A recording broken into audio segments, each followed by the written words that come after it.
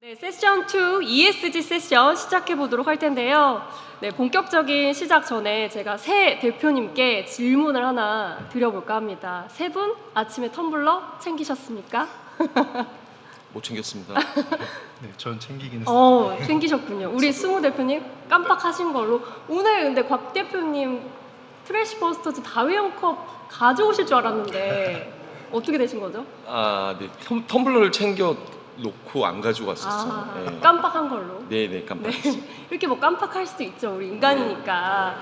네, 오늘 왜 텀블러로 시작을 했냐면요. 이 작은 습관 하나가 오늘의 세션의 주제이기도 합니다. 세션 2의 주제는 지속 가능한 멋, 환경, 디자인과 라이프 스타일이 되다 입니다. 저는 오늘 ESG 세션의 사회를 맡은 기후캐스터 정주입니다. 아마 많은 분들이 기후캐스터 하면 생소하실 텐데요. 저는 경력 단절을 딛고 만든 저만의 업이거든요. 저는 SBS에서 과거 이제 기상캐스터로 날씨를 전하던 사람이었고요. 아이 엄마가 되고 나서야 비로소 기후환경 분야에 눈을 뜨게 되면서 현재 5년째 기후환경 분야의 장벽을 낮추는 역할을 하고 있습니다. 이를테면 2022년부터 어려운 기후환경 용어를 쉬운 말로 풀어주거나 또 제가 직접 실천해보는 그런 경험들을 나누는 콘텐츠를 만들어 오고 있습니다. 그래서 저는 오늘 이 자리가 개인적으로 굉장히 남달라요. 오늘은 좀 사회자이면서 또 여기 계신 대표님과 같은 길을 걷고 있는 사람으로서 또 반갑고 편하게 이야기를 나눠보도록 하겠습니다. 우선 각자의 분야에서 친환경 트렌드를 선도하고 계시는 세 분을 모셨는데요. 각자 준비해 주신 이미지와 함께 5분 동안 직접 본인을 소개해보는 시간 갖도록 하겠습니다. 먼저 트래시 버스터즈의 곽재원 대표님, 그 다음 로우 리트 콜렉티브의 최재식 대표님, 마지막으로 수무 장은석 대표님 모셨습니다. 자, 그러면 우선 최 대표님, 장 대표님께 질문을 또 하나 드려보도록 할 건데요. 다회용기 하나가 몇 번 재사용되면 일회용품보다 환경에 이득이 될까요? 20번으로 알고 있는데. 20번? 네. 장 대표님은요? 5번? 5번? 그에 대한 답변은 바로 곽 대표님이 시작해 주시겠습니다. 제가 지금 할까요? 저 나중에 하도록 하겠습니다. 네, 바로 시작해 주시면 됩니다. 네. 안녕하세요. 저는 트래시 버스터즈의 대표를 맡고 있는 곽재원이라고 하고요. 저희는 예전에 고스트버스터즈라는 영화, 여기 나이대를 보니까 좀 아시는 분들이 조금 많으실 것 같은데, 고스트버스터즈는 예전에 유령을 퇴치하는 이제 과학자들의 얘기고, 저희는 사실 트래시버스터즈라고 이제 쓰레기 문제 중에 사실 한 번 쓰고 버리는 일회용품 문제를 해결하기 위해서 2019년도에 설립한 회사입니다. 저희는 사실 여기도 지금 일회용 컵들이 되게 많은데, 일회용품이 발생하고 있는 되게 다양한 산업군에 저희는 다회용기를 제공해드리고 직접 수거해서 세척해서 또 다시 나가는 서비스를 한국에서 어렵게 처음으로 이제 시작을 해서, 아마 지금은 이제 다회용기라는 워딩을 좀 많이들 아실 건데, 저희가 19년도에 처음 시작했을 때는 다회용기가 뭐야? 뭐 재사용 용기가 뭐야? 근데 지금은 뭐 법 제도도 그렇고 여러 가지로 이런 부분들이 좀 확산화되는 부분들에 좀 큰 역할을 했다고 개인적으로는 생각은 하고 있습니다. 아니, 여기 세계문화산업포럼에서도 트래시 버스터즈를 썼어야 되는데. 그러니까 이게 좀 되게 기본이 안 돼 있는. 그러니까요. 어떻게 된 거죠? 관계자님 듣고 계시죠? 그러니까 특히나 이렇게 저희를 네, 부를 때는 이제 좀 일회용품이 없기는 해야 되죠. 그러니까요. 좀 더 디테일함을 네. 내년부터 좀 신경 써주시면 좋을 것 그게 좀 같습니다. 아쉽다. 네. 네.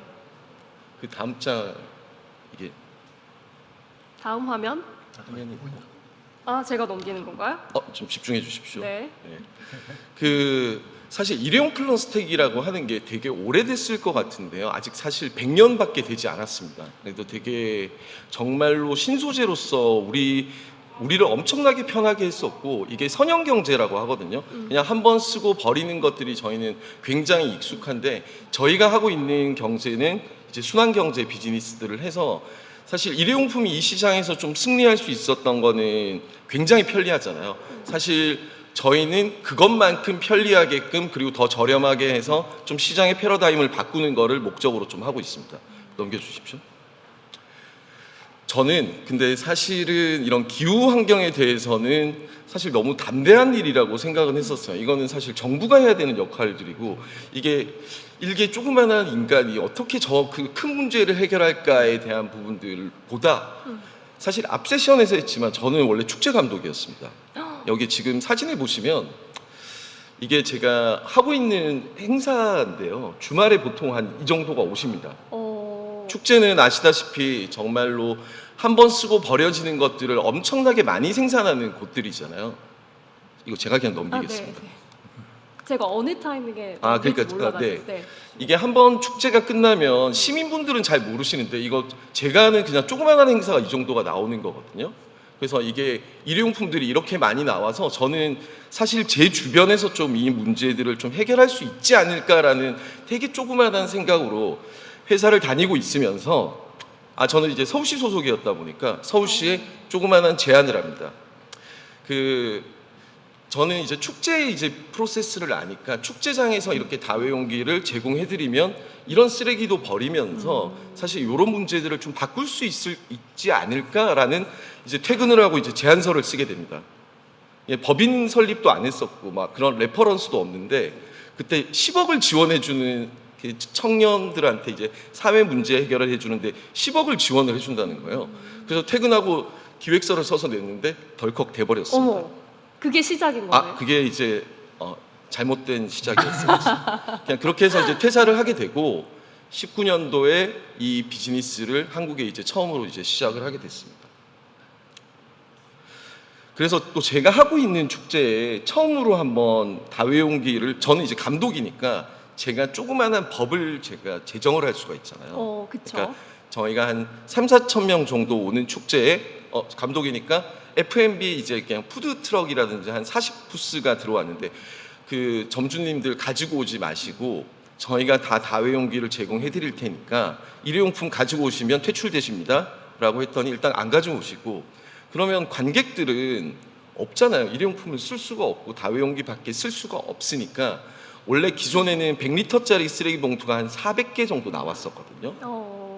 3개밖에 나오지 않았어요. 몇 리터 그것도 세개예요? 이제 100리터짜리. 세상에. 그래서 사실 원래는 축제장에서도 이런 스태프들이 청소하는 스태프들이 한 10명, 20명 정도가 배치가 돼 있는데 그분들은 그냥 놀고 가셨습니다. 그러니까 할 게 없네요. 근데 이제 네. 처음으로 이거를 하다 보니까 염려를 했었는데 관객들이 SNS에 난리가 났었어요.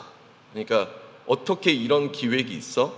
그리고 다들 원하고 있었던 부분들인데 그때는 청년이었으니까 좀 이런 부분들에 대해서 굉장히 힘도 많이 주고 가장 많이 들었던 거는 다 내가 생각을 했었던 건데 실행에 어머님들도 전국의 어머님들이 다 전화 오셔서 네. 내가 생각했던 거랑 어. 똑같아. 그래서 이거를 주면 지자체에 가져가겠다 막 이렇게 하시는 거죠. 그래서 되게 엄청나게 큰 힘을 받고 법인을 설립했는데 바로 코로나를 만났습니다.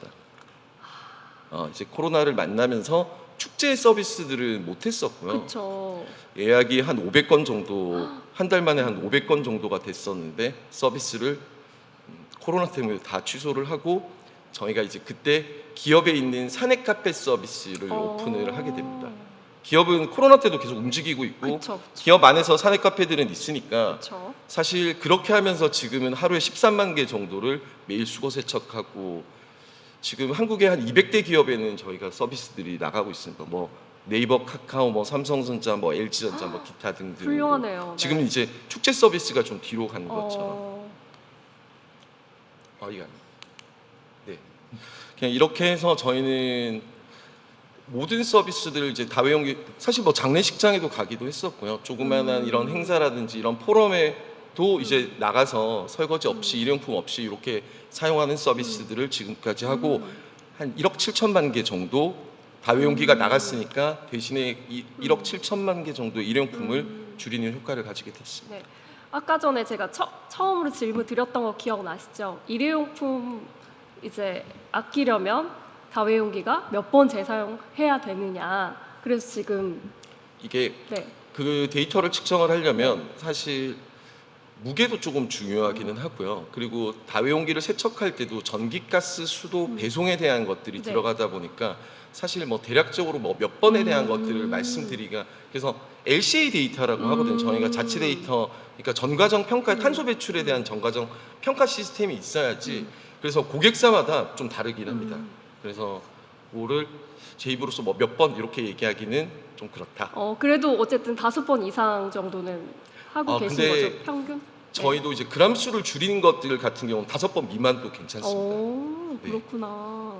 그람 수에 따라 좀 다를 수 있겠군요. 네. 자, 지금까지 트래시버스터즈의 곽재원 대표님 이야기 들어봤고요.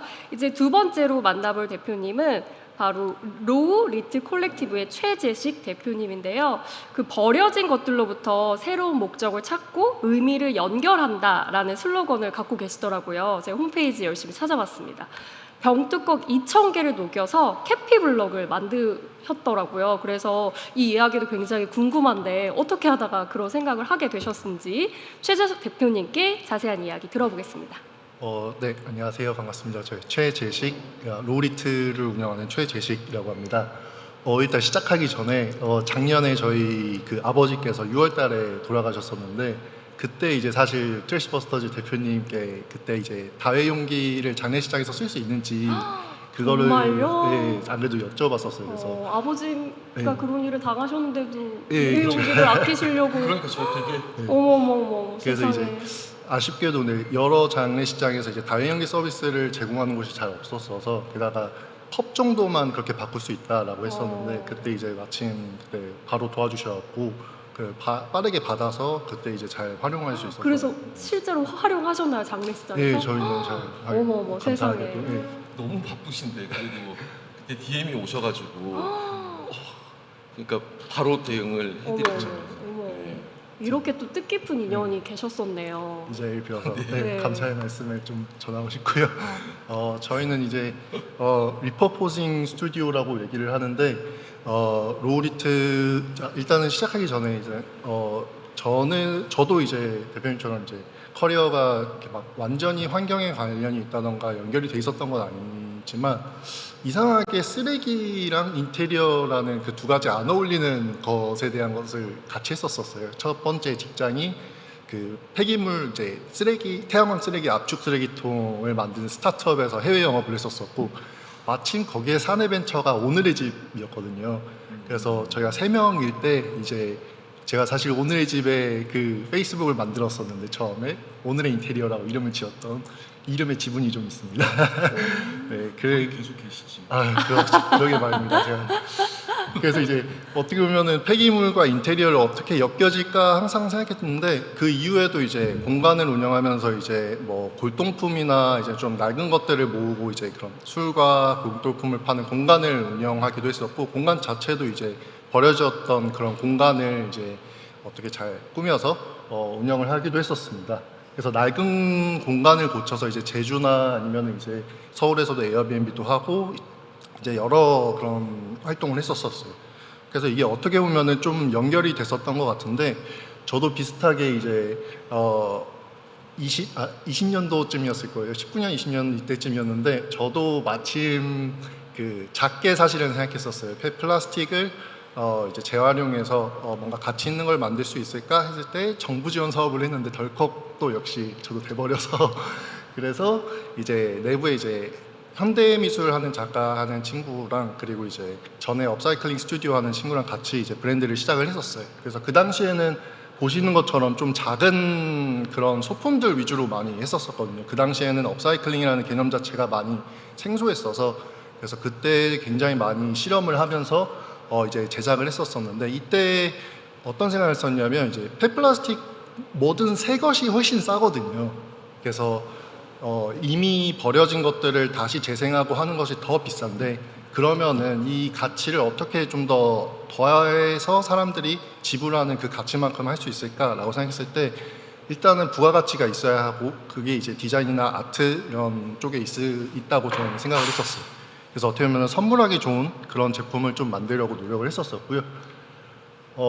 그러다가 이제 조금 넘어간 게 저희가 아트 퍼니처 쪽으로 조금 더 넘어갔었어요. 그래서 이제 예를 들어서 보시면 왼쪽에 이제 있는 게 이제 펫플라스틱하고 햄프라는 대마줄기를 같이 배합해서 3D 프린팅을 한 이제 태산벤치라는 제품을 만들기도 했었고요.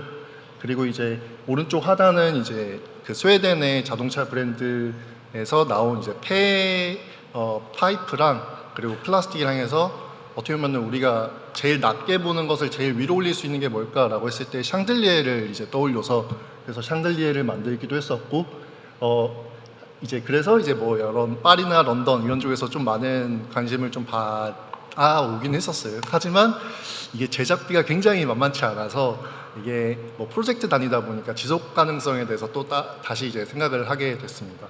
그래서 이번에 이제 저희가 가장 좀 많이 지금 베스트셀러처럼 나가고 있는 게 캐피블럭이라는 제품인데 말씀하셨던 것처럼 이제 병뚜껑 2,000개를 이제 사용을 해서 또 이제 새로운 그 회전 성형이라는 기술을 활용해서 이제 블럭식으로 쌓아서 스툴이나 사이드 테이블처럼 사용할 수 있는 제품인데요. 그래서 이제 뭐 축제에서도 굉장히 많이 렌탈이 되고 있고 마찬가지로 본 행사에서도 좀 봤으면 했었는데 좀 아쉽다. 네, 그렇지 못해서 좀 아쉬운 마음이라 내년에 트래시버스터즈와 함께 저희 블럭들을 볼 수 있었으면 좋겠다라는 생각이 들었습니다. 안 불러줘도 가지고 오시죠. 네, 물류만 지원된다면 그런데 개인적으로 궁금한 거는 병뚜껑 조달하는 과정에서 어려움은 없으셨나요? 사실은 전에는 그렇게 크게 어려움은 없었었는데 작은 것들을 만들다 보니까 지금은 이제 아무래도 원하는 색깔들이나 가구들이 크다 보니까 이제 병뚜껑이 더 많이 필요해지는 상황이 오기는 했어요. 그런데 이제 우선 저희가 이제 지역 자활센터들이랑 같이 이제 해서 협약을 해서 하고 있고 알맹상점에서 이제 보내주시고 계시고요. 그리고 이제 이와는 별개로 내부에서 이제 프로젝트로 좀 잡고 있는 거는 그 영농에서 비닐 폐기물들이 좀 나오는데 그런 비닐 폐기물들을 활용해서 조금 더 재료를 다각화하는 데 좀 집중을 하고 있습니다. 저도 개인적으로 망원동 알맹상점에 병뚜껑을 많이 기부를 하거든요. 그러면은 그 캐피블럭에도 조금의 지분은 좀 있겠네요. 완전 지원이 있습니다. 네, 상당히 많이 그렇군요. 들어갑니다. 굉장히 저도 뿌듯하네요. 감사합니다. 자, 마지막으로 만나볼 대표님은 자연과 사람 사이의 깊은 연결을 지향하는 수무 대표님, 장은석 대표님 이야기 들어보도록 하겠습니다. 네, 안녕하세요. 저는 바이오필릭 디자인 스튜디오 수무의 장은석이라고 하고요. 저희 수무는 이제 사전에도 등록되어 있는 단어인데 이제 사람들이 쓰지 않았던 단어죠. 그래서 편하게 어루만져 달래다라는 의미를 가지고 있고, 그게 이제 제가 이제 제일 힘들었을 때 이제 저도 이제 뭐 페스티벌 쪽에서 일을 하셨다고 했는데 저도 이제 펜타포트나 지산에서 이제 무대 감독 일을 했었고, 그러고서 이제 음악 잡지를 만들다가 이제 제가 조금 이제 굉장히 힘들었던 시기가 있었어요. 저도 이제 빚더미에 올랐을 때가 있어서 그때 이제 제가 좀 많이 힘들어했었는데, 그때 집에서 이제 식물들을 키우면서 그때 이제 바닥을 찍고 다시 올라올 수가 있었던 경험을 했었어가지고, 그래서 사람들한테 이런 것들을 좀 전파를 하고 싶다라는 것 때문에 이제 회사명을 수무라고 짓게 됐고요. 그래서 사람들한테 식물 또는 자연이 이제 전하는 그런 위안들을 좀 전달하려고 저희가 회사를 만들었습니다. 그래서 저는 앞에서 이제 설명하시는 것들이랑 좀 내용이 달라가지고 조금 빠르게 설명을 드리도록 하겠습니다. 그래서 저희 수무는 이제 뭐 조경을 베이스로 하고 있지만 바이오필릭 디자인 스튜디오로 지금은 많이 면모를 바꾸고 있고요.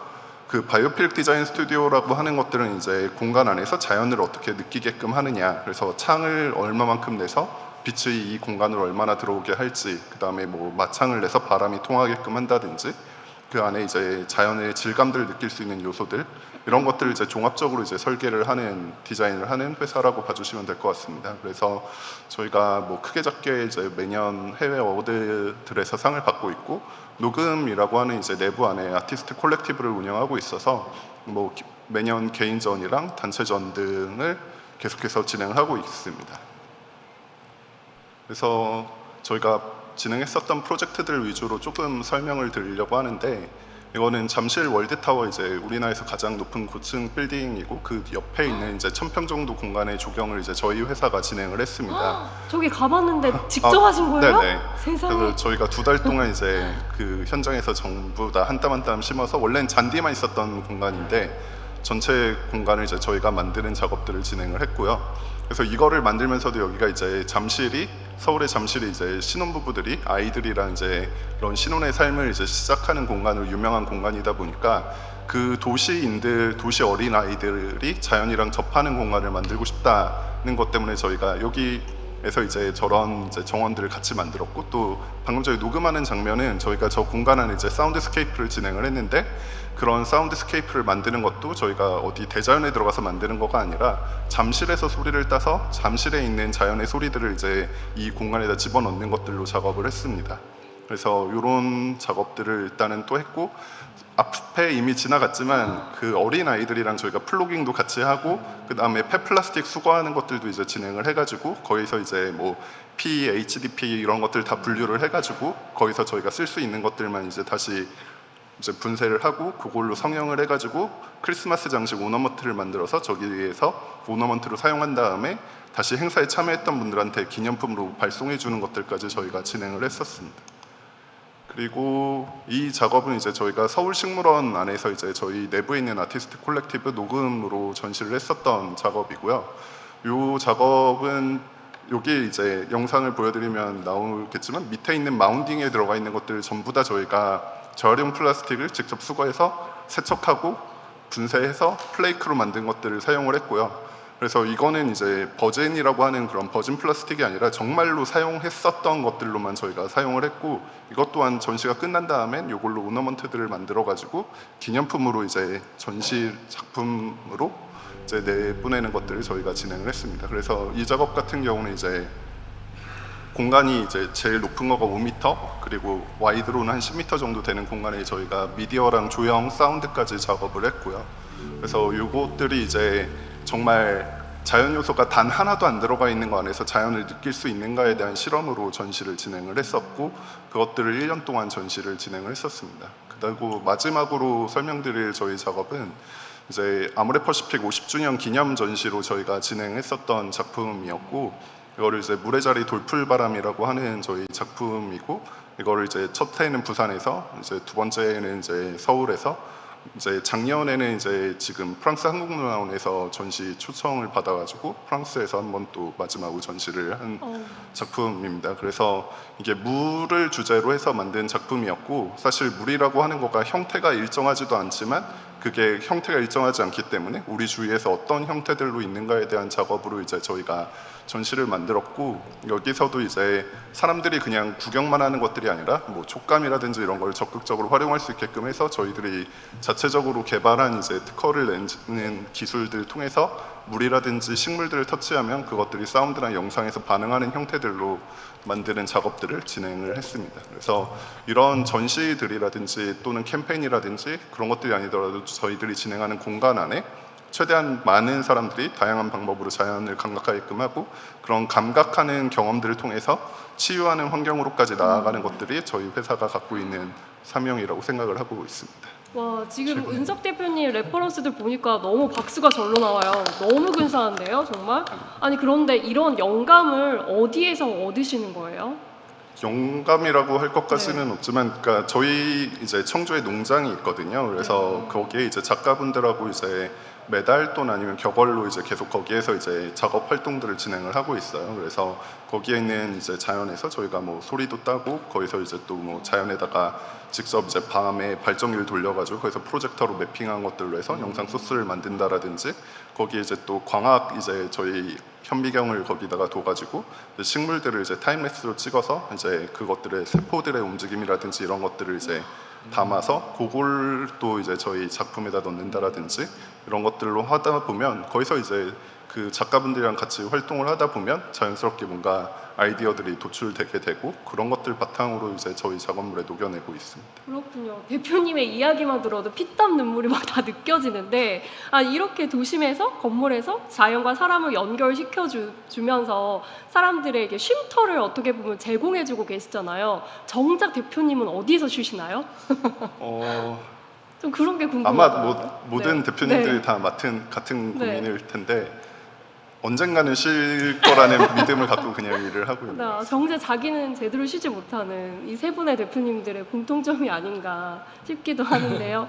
저 세 분의 어쨌든 이야기를 들어보니까 다회용기, 업사이클링 디자인, 그리고 공간 이렇게 접근하는 방식은 다 다른데 결국 하나로 모여지는 게 아닌가 하는 생각이 들었습니다. 지속 가능함이라는 게 참는 게 아니라 가고 싶고 갖고 싶고 이런 것들이 되는 것 같아요. 자, 그래서 이번에는 좀 개인적인 질문을 드려보려고 하는데요. 먼저 곽지연 대표님께 많은 분들이 좀 궁금해할 것 같아요. 다회용기를 세척하고 대여하는 이 서비스 아까 어머님들이 다 그 내가 생각했어 막 이렇게 말씀을 하셨다고 했잖아요.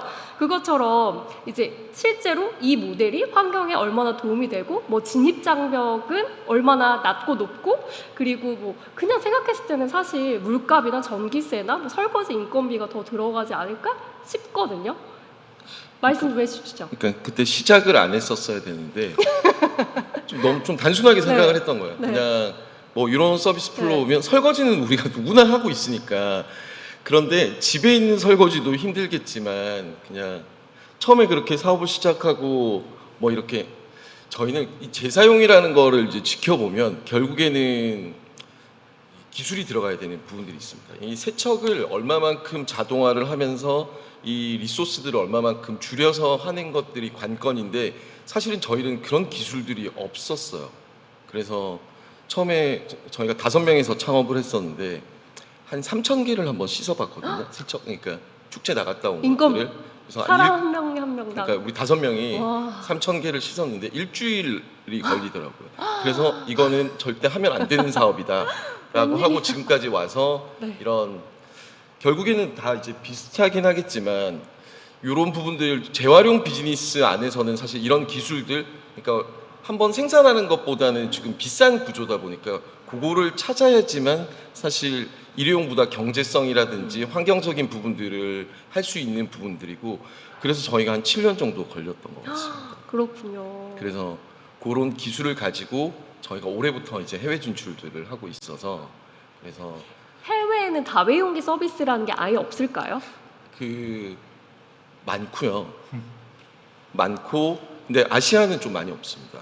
사실 저희가 일본 되게 재활용 엄청 잘할 것 같잖아요. 네, 네. 일본에 한 군데 있다가 망했고요. 어머. 지금 거의 유럽이라든지 그리고 미국도 그냥 쓰레기를 그냥 한 번에 버리는데 미국도 근데 사실 워낙 큰 나라다 보니까 미국도 좀 플레이어들이 좀 많이 있습니다.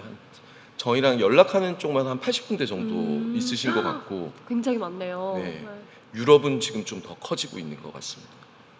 그러면 대표님은 괜히 한 것 같습니다. 아까 몇 번 얘기하셨는데 실제로도 7년 이렇게 그 운영을 하시면서 와 이거 진짜 그만둘까? 이랬던 적은 언제가 제일 좀 고비셨어요?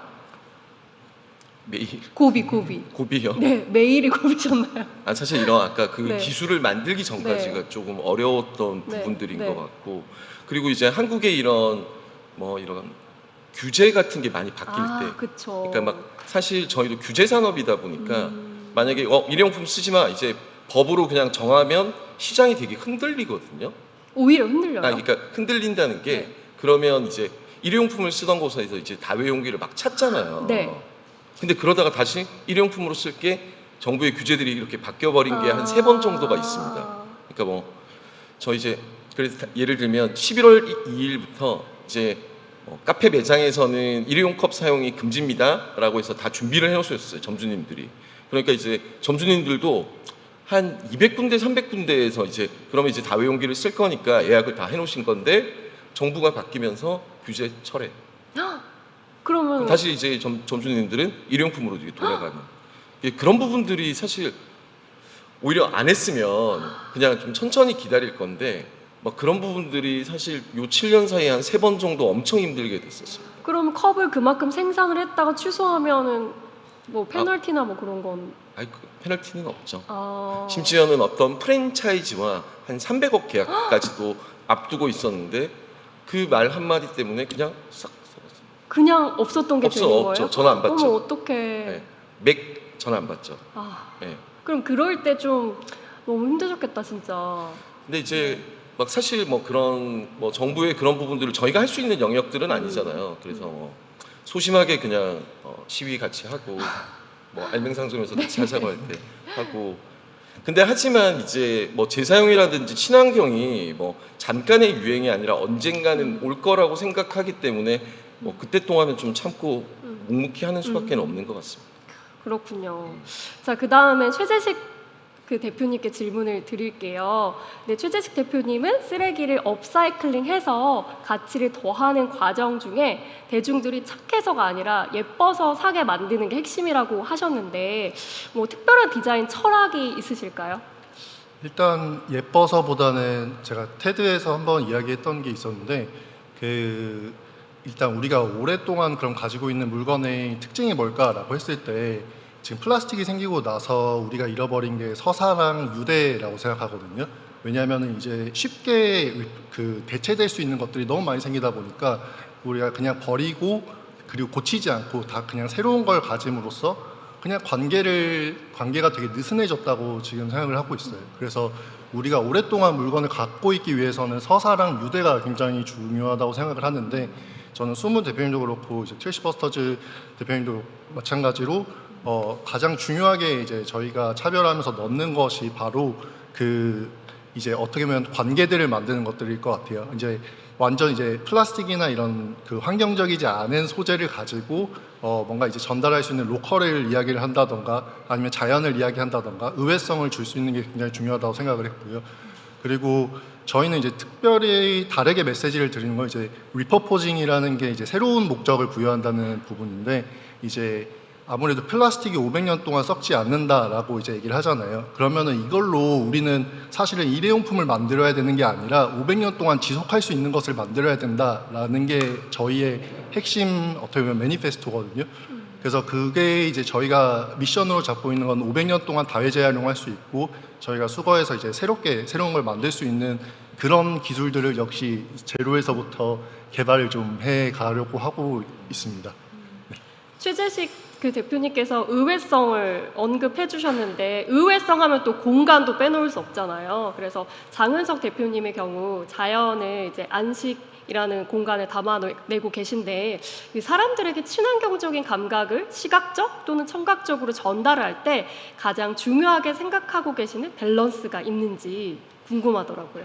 그러니까 저희가 계속 작업을 하면서 좀 중요하다라고 생각을 하는 거는 이게 진짜인지 가짜인지를 좀 모호하게 만드는 영역에서 디자인을 만드는 거가 좀 중요하다라고 저희는 이제 좀 결론을 내고 있어요. 근데 그게 뭐냐면 이게 실제로 그냥 자연에 놓여져 있는 자연과 누군가가 조성한 자연인데 그 안에 저희가 뭐 사운드부터 향, 뭐 거기에 또 다른 미디어라든지 이런 것들까지 이제 전부 다 집어넣고 있는데 그것들이 그냥 자연에서 나는 소리 그대로만 또 들어가 있을 때는 그냥 또 사람들이 관심 없이 지나가게 되고 그렇다고 또 여기에 너무 많은 스펙타클을 넣었을 때는 이건 그냥 가짜야라고 또 사람들이 몰입하지 않게 되거든요. 그래서 그 사이에 있는 그 모호함 속에 이 경계들을 넣어놨을 때 사람들이 이게 진짠가 가짠가 이런 것들을 생각하면서 거기에 좀 집중을 들여 넣으면서 이거 진짠 것 같아라는 그런 착각들이 들어올 때 이제 직접적으로 그 컨텐츠에 몰입하게 되는 순간이 생긴다라고 저희는 생각을 하고 있거든요. 그래서 그 모호함을 만드는 거가 저는 좀 제일 중요하다고 생각을 합니다. 그 모호함 제대로 잘 만들고 계시다고 느낀 게 저도 잠실에 갔을 때 어머 이거 진짜 가짜야 굉장히 많이 그랬었거든요. 그러면 이번에는 분위기를 살짝 좀 바꿔서 오늘 주제가 지속 가능한 멋이잖아요. 그래서 혹시 세 분께서 올해 갖고 계신 애착템 하나쯤은 있으실 것 같은데 안 버리고 계속 쓰는 뭐 낡았어도 정 붙은 물건들 하나씩 좀 간단하게라도 소개해 주시면 좋을 것 같습니다. 먼저 최재식 대표님. 네.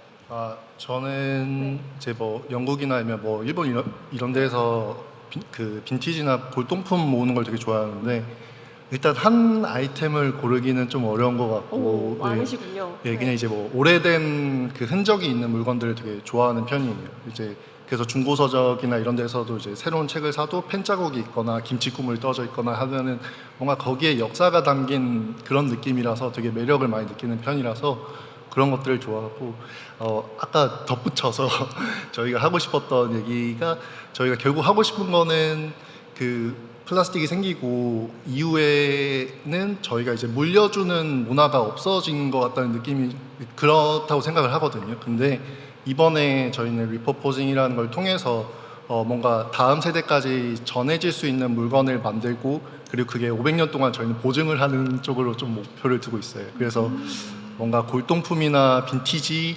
제품들이 되게 당연한 게 됐으면 좋겠다라는 이게 새로운 우리 세대의 새로운 그런 리퍼포징 뭐 인류세처럼 뭔가 네. 새로운 뭔가 나중에 이건- 골동품 수집가 정말 되실 것 같고요. 곽 대표님은 애착템 어떤 게 있을까요? 애착템 뭐 이렇게 잘 사지는 않는 편이라서 그냥 못 버리는 거는 그 연애 편지를 못 버리는. 그러니까 요즘에 잘 편지를 안 쓰니까 그리고 막 그렇군요. 좀 어렸을 때 썼던 그런 연애 편지 받은 거랑 못 보냈던 것들을 못 버리겠더라고요. 그래서 애착템은 아니지만 그럼 혹시 그냥 고등학교 때 시절부터 받았던 게 아직도 있습니다. 그러니까 와 유물이다 유물. 그래서 그냥 좀 네. 이렇게 그럴 때 이제 좀 감성이 좀 어머, 좋아지면서 어머. F신가요? 없으니까. 아니요, T입니다. 또 이것도 의외네요. 자 그럼 마지막으로 장 대표님은 어떤 애착템 있으실까요? 저는 요리하는 거 좋아해가지고 오, 네. 그래서 이제 아버지가 그 캠핑 다니면서 썼던 이제 무쇠 주물 냄비가 있는데 그걸 이제 좀 방치해놨더니 이제 녹이 빨갛게 쓸어가지고 그래서 그걸 이제 근데 갑자기 이제 아버지가 또 그거를 찾으시더라고요. 그래서 그거를 이제 진짜 힘들게 막 식초에 담궈서 막 다 벗겨내고 그러고서 다시 이제 그걸 시즈닝 해가지고 다시 원복을 시켰거든요. 제가 직접. 그러고 나니까 이게 너무 이제 집착이 생기게 되더라고요. 그래서 모든 요리를 이제 그 냄비에다 오. 최대한 해 먹고 있는데 그렇게 한 지가 이제 꽤 됐는데 그 냄비가 이제 또 잠깐 잘못하면 이제 또 녹이 슬거든요. 그래서 시즈닝을 진짜 계속 해줘야 돼요. 그래서 그런 품이 들어가지만 또 만들었을 때 요리가 또 네. 굉장히 집에서 그냥 가스불에다 해 먹어도 좀 캠핑에서 해 먹는 것만큼 맛있게 나오는 것들이 정말 있어서 애착 냄비네요. 네. 제가 세 분의 이야기를 계속 듣다 보니까 그 책 중에 그대 스스로를 고용하라라는 책이 있거든요. 거기에 이런 구절이 있어요. 평범한 사람이 뭔가 새로운 걸 시작해서 가시적인 성과를 내기까지 딱 3년이 걸린다고 하더라고요. 참고 견딜 수 있는 가장 긴 시간이자 성과를 낼 수 있는 가장 짧은 시간이라고 이야기를 하고 있더라고요. 근데 그 3년을 버티는 건 결국 타협할 수 없는 하나의 가치관이다. 그래서 우리 대표님들께 지금 하시는 일에서 어떤 어려움이 와도 절대 타협하지 않는 것 딱 하나만 있다면 어떤 게 있을까? 이번에 장 대표님부터 네.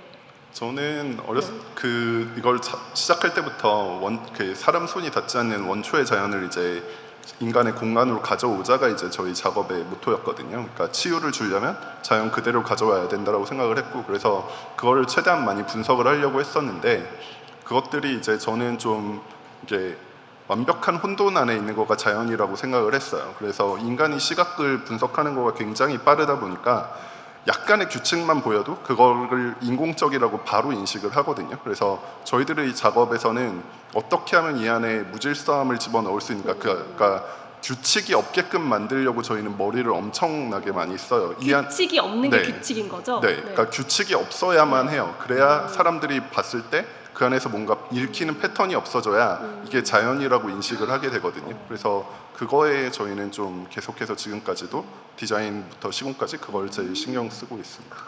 규칙이 없다라고 해주셨고 우리 최 대표님은 어떤 게 있을까요? 저도 되게 어떻게 보면 같은 라인에 있는 걸 수도 있을 것 같은데 저는 지금 제일 중요하고 고민이기도 하면서도 타협할 수 없는 거는 나다움인 것 같긴 하거든요. 근데 이게 방금 소무 대표님께서 말씀하신 것처럼 무질서함이랑 규칙이라는 그런 게 없는 상태? 어떻게 보면 우리가 지금 뭐 SNS나 이런 걸 접하면서 어떻게 돼야 된다라고 모델이 있어서 플라스틱 찍어내듯이 어떻게 보면은 우리의 모습을 투영을 하려고 하잖아요. 어떤 브랜드를 사거나 아니면 소비를 통해서 나를 정의를 하려고 하는데 그게 아니라 이제 나 자체에서 내가 나만 가질 수 있는 거 그런 저희 실수도 하기도 하고 뭔가 이제 그런 부족함이나 무질서함이나 규칙이 없음에서 만들어지는 그 가치가 있거든요. 그런 그래서 그런 나다움이나 이런 대체 불가능성을 만드는 게 이제 그게 거기서 온다고 생각을 하기 때문에 그래서 그런 부분을 타협을 하기가 좀 어렵지 않나라고 생각합니다. 네. 우리 최 대표님은 결국엔 나다움, 그게 바로 대체가 불가능하다. 또 이렇게 한 줄 요약해 볼 수 있을 것 같고요. 마지막으로 곽 대표님은 어떤 걸 절대 이건 탈 못하겠다.